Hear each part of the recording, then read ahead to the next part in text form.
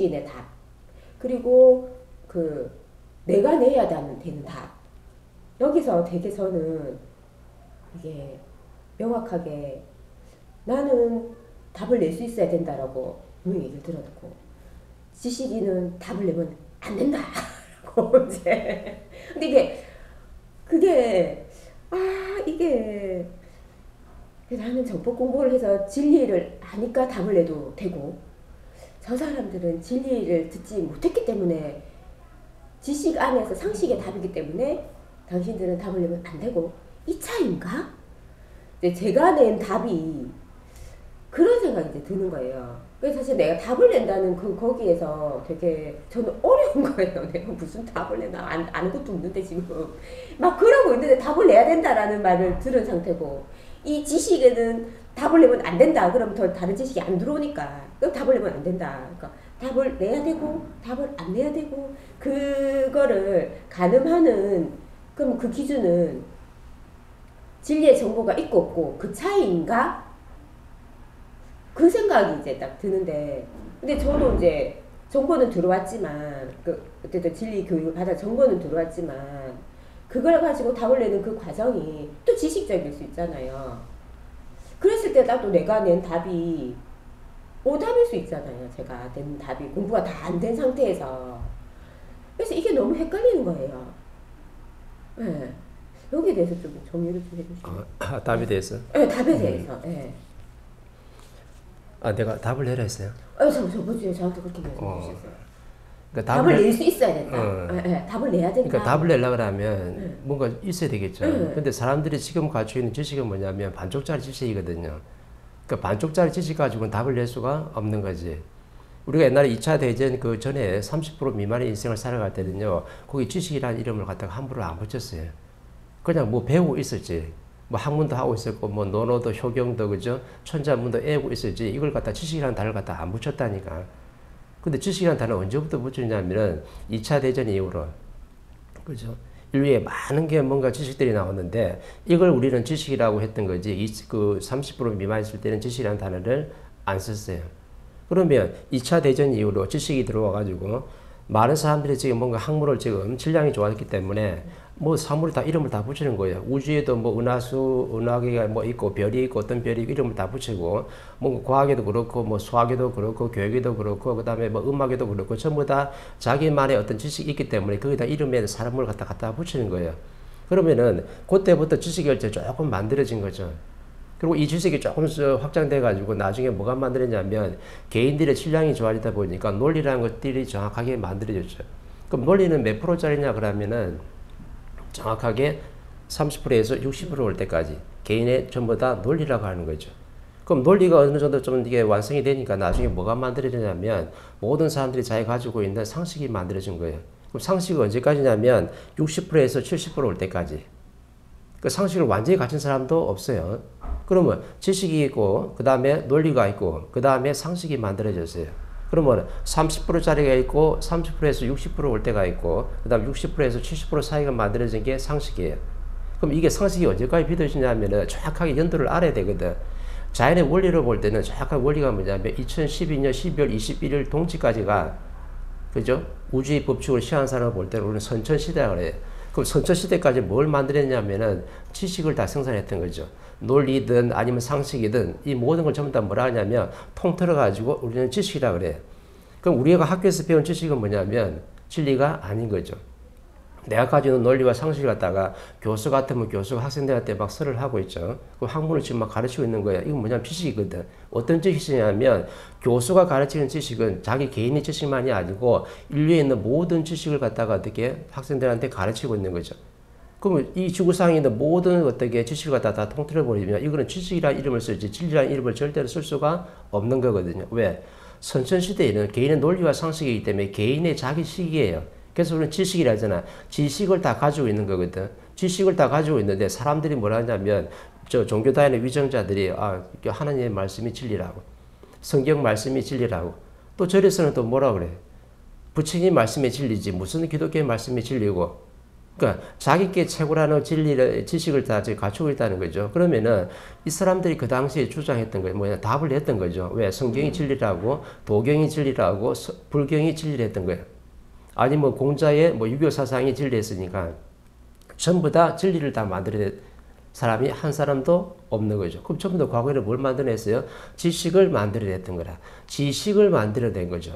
그러면 진리는 언제부터 나오냐면요. 과거에 살아갔던 모습들이 전부 다 모순들이 다 나와야 돼. 모순들이 다 나와야지만 그 모순을 바로잡을 수 있는 뭔가 비교할 수 있는 게 나오거든. 지식만 가지고는 이게 맞다 아니다가 비교할 수가 없어요. 설명할 수 있는 게 하나도 없거든.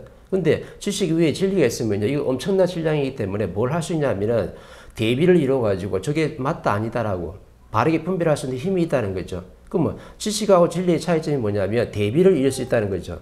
근데 세계에 있는 모든 지식들은 대비를 이룰 수 있는 게 아니에요. 왜? 지식인들이거든. 지식을 가지고 있는 사람들이 전부 다 어디에서 좀 갖췄냐면 학교에서 배우고 대학 교수님이 가르쳐주고 어떤 석학들이 어떤 박사들이 나한테 전부 다 조금 높은 지식을 가지고 있으면 지식을 갖다 공유하고 있었던 거죠. 그러면 나도 고등 과정을 받았어요. 대학을 나왔으면요. 교수가 가지고 있는 지식을 내가 다 먹었기 때문에 나도 교수가 가지고 있는 지식이 다 똑같아요. 그럼 세계 석학도 가지고 있는 지식이 다 똑같아. 근데 전부 다 뭐라냐면 내가 연구한 게 맞으니까 내가 논문을 낸 게 맞으니까 이게 답이라고 자꾸 우기는 거예요. 답이라고 자꾸 우기는 거지. 그럼 그게 답이라고 한다 그러면 이거하고 대비할 수 있는 뭐가 있어야 되거든. 근데 교수들은 일반 지식인들은 그걸 가지고 있지 않아요. 근데 구천시대 2014년도부터 이제 법이 나왔어요. 정법이 나왔거든. 정법이 뭐냐면 자연의 진리, 자연의 법칙이에요. 우리가 말하는 성경에서 말하는 하나님의 말씀이라는데 그 하나님의 말씀이 뭐냐면 3대 질의 법칙 해가지고 하나님이 이렇게 운영합니다는 자연의 어떤 섭리가 분명히 있어요. 그러면 자연의 법칙, 자연의 섭리를 우리는 뭐라 하냐면 진리라고 좀 설명하고 있거든. 그 진리는 뭐냐면 뭔가 대비가 돼. 뭐하고 대비되냐면 일반 사람들이, 박사들이, 석학들이 가지고 있는 그 지식하고 분명히 대비를 이루게끔 돼 있어요. 그러면 이제 지식인들이 사물에 이름을 붙여놓고 그걸 갖다가 전부 다 자기 지식을 다 갖다 댔으니까 성경에서 말하는 하나님이 다르고 성경에서 말하는 인간의 존재가 다르고 성경에서 말하는 신의 존재가 달라요. 그럼 불교에서는 뭐예요? 부처 시달타가 여러 사람이 있는데 시달타가 또 달라. 거기서 말하는 인간과 거기서 말하는 신들이 또 달라요. 근데 이걸 뭐 대비를 이루어야 돼. 대비를 이루려면 멘토한테 이제 물었으니까 그 대비를 정확하게 설명을 좀 해줘야 되는 거죠. 인간이 뭐고 신이 뭐고 지식이 뭐고 진리가 뭔지를 전부 다 대비를 이룰 수 있어야 돼요. 대비를 이룰 수 없으면 우리는 진리가 아니야. 멘토가 아무리 진리라고 내가 설을 하고 있어도 진리가 될 수가 없는 거예요. 왜? 니도 네 지식을 갖다 지금 설하고 있지 않냐. 그럼 내가 가지고 있는 지식하고는 별로 뭐 차이가 없네. 뭐 대비를 이루지 않네. 이러면 진리가 될 수 없는 거예요. 그래서 지식하고 진리의 차이점이 뭐냐면 대비를 분명하게 이룰 수 있다. 대비를 이룬다는 것은 뭐냐면 자연의 원리를 해가지고 네가 상태가 이해되게끔 내가 정확하게 설명을 하면요 그게 맞아떨어지는 거야. 근데 내가 이해를 했는데 아이고 내가 가지고 있는 인간하고 신하고 똑같네. 내가 가지고 있는 인간의 모습하고 내가 가지고 있는 인간의 모습하고 똑같은 거 똑같으면 이건 대비를 이루는 게 아니거든. 그러면 똑같은 지식이 돼요. 그래서 내가 대비를 이루려면 뭐 예를 하나 들어줘야 돼요. 그죠? 우리 인간이 있어요. 우리 인간이 있는데 내 부모 자식을 예를 들어볼게요. 사회자 때는 부모 자식이 어떤 게 지금 사회자 때냐면은 내가 12달 동안 내가 뱃속에서 알아가지고 내가 딱 놓으면 육신 하나를 낳잖아요. 그죠? 그러면 우리 부모님이 뭐라 하냐면 얘를 갖다가 내 자식이라 그래. 그러면 내 자식인데 왜 내 자식이냐면 내 뱃속에서 낳았거든. 10달 동안 내가 아파서 낳았기 때문에 내가 낳았으니까 내 자식이라는 말을 쓰고 그 다음에 이 육신을 봤을 때 육신이 지금 자식이잖아요. 그 신을 모르거든. 신을 모르니까 이 육신이 내 자식인 줄 알고 있어요. 그래서 부모 자식 간에 키우는 거라. 부모가 10달 잉태해서 애를 낳았으니까 내 자식이고 내 새끼고 내가 마음대로 이끌어줘도 되고 내가 마음대로 끌고 가도 된다고 생각하는 거예요. 왜? 내 거라고 생각했으니까. 그래서 이 부모 자식을 갖다가 정확하게 풀면은요. 이 자연의 원리가 이런 게 자연의 원리가라고 정확하게 나오는 거예요. 자식이 내가 그 부모한테 내가 어떻게 점지가 됐을 때는 저 우주로 돌아가야 돼요. 누가 이 자식을 점지해 주냐면은 저 대우주의 하나님이 우리가 말하는 하나님이 자연의 원칙으로 해가지고 내가 저 자식한테 어떻게 어느 가정에 들어가서 내가 그 공부할 수 있도록 정확하게 점을 이제 정해 주는 거죠. 그러면은 뭐를 점해 주죠? 사람들 상식은 이해가 안 되는 거라. 뭐를 점해 주지? 내가 뱃속에서 알을 갖다가 내가 좋은 음식 먹고 저거 뭐 좋은 거 먹고 이것도 먹고 삶아 먹고 해가지고 내 육신으로 내가 애를 낳는데 저건 내 자식인데 내 건데 뭐가 하나님이 점지해 준다 이 말이고 그냥 자식이라는 인연을 점지해 주냐? 이게 아니고요. 어떤 신이 하나가 있는 거라. 그게 영원신이라는 거거든. 우리가 말하는 신이 있잖아요. 그죠? 신이 뭐냐면 인간 자체가 원래 영혼신이란 말이지. 그럼 대우주에 있을 때 저 차원계 있어요. 차원계에서 뭐냐면 하천계가 있고 중천계가 정확히 있어요. 옛날에는 지옥계도 있었는데 지금 지옥계는 사라지고 없지만은 하천계에서 내가 떠드는 신들이 있어요.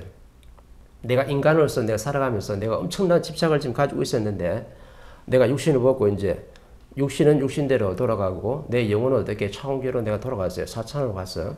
사천으로 갔는데 내가 인생을 살면서 못한 게 집착과 한이 있어요. 그럼 집착과 한이 있으면 엄청나게 내가 여기 집착해서 매이게 돼 있죠. 매이게 돼 있으면 내가 호련히 가볍게 저 차원계를 넘어갈 수 있느냐? 넘어갈 수가 없어요. 그래서 많은 신들이 뭐 귀신이라는 이름도 붙이잖아. 그죠? 이 지상에 가깝게. 왜? 내 부모, 내 가족이라 했으니까 내가 육신을 보더라도 내 가족한테 집착이 있는 거죠. 집착이 있으면 내가 거기에 머물 수밖에 없는 거야. 차원계를 넘어갈 수가 없다니까. 이렇게 있다가 어느 시간이 지났어요. 뭐 100년이 지나고 200년이 지나가지고 아 내가 어느 정도 이제 뭔가 육신에 대한 집착도 떨구고 내 가족에 대한 집착도 어떠한 식으로 해가지고 내 집착을 좀 떨고 있으면요. 내가 정확하게 70%의 내가 집착을 떨군 게 맞다 그러면 내가 어디에 내 자동적으로 가냐면 하천계에 있다가 정확하게 중천계로 가게끔 돼 있죠. 그러니까 중천계에 내가 갈 수 있으려고 그러면 정확하게 내 집착과 한을 갖다가 70%는 전부 다 떨고 줘야지만 내가 거기에 갈 수 있는 거야. 그러면은 어떤 신들은요 집착과 한을 못 버려가지고 수천 수만 년 동안 헤매는 신도 분명히 있어요. 누가 그 집착을 깨줄 수가 없으니까. 그럼 이런 신들은 어느 시간 되면 윤회를 해야 되는데 윤회를 또 못하는 거예요. 그럼 나는 계속 하천계에서 떠돌이 귀신이 돼가지고 나는 머물 수밖에 없는 거지. 이때 영혼 신들이 헤매는 신들이라. 근데 어떻게 해가지고 내가 뭐 정법을 들었든 아니면 누구한테 뭐 어떤 가르침을 받았든 아니면 내 집착이 내가 떨궈졌든 간에 내 집착이 많이 떨궈졌을 때는 정확하게 내가 저 중천계에 갈 수가 있는 거죠. 그럼 중천계 70% 내가 딱 집착을 내가 떨고 있으면은 내가 육신 하나 받아서 다시 윤회를 할 수 있느냐? 윤회를 아직까지는 못해요. 왜? 30% 집착이 남아있거든. 그럼 뭐 중천계에서 내가 또 활동하고 하면서 내 나름대로 어떻게 또 자연의 원리로 내가 활동하면서 거기서 내 30% 집착을 정확하게 떨구게 돼 있는 거죠. 그러면은 내가 집착을 다 떨고 있어요. 그럼 집착을 다 떨고 있으면은 너는 이제 육신 하나 가지고 윤회할 자격이 주어지는 거예요. 그럼 이때 이걸 작업을 누가 하냐면 하나님만 하는 거예요. 아, 니는 집착을 다 떨고 있으니까 다시 또 저 세상에 가가지고 인간 세상에 가가지고 네가 못다한 삶이 있으니까 못다한 삶을 또 마무리하고 와야 돼요. 또 네 영혼의 질량이 모자랑이 있으면 그 질량을 또 완성을 시켜야 되니까 질량을 좋게 만들기 위해서는 육신 하나 있어가지고 지식을 담을 수 있는 거거든. 그럼 인간은 육신이 없으면 지식을 담을 수 없으니까 하나님이 딱 보가지고 저 집안에 네가 다시 태어나면 좋겠다. 왜? 과거에 살아갈 때 저 공부를 못한 게 있으니까 저 집안하고 코드가 딱 바코드가 맞는 거예요. 그러면 딱 연결시켜 주는데 누가 점지해 주냐면 하나님이 영혼신 하나를 갖다가 정확하게 점지해 줘가지고 태어나게끔 만드는 거예요.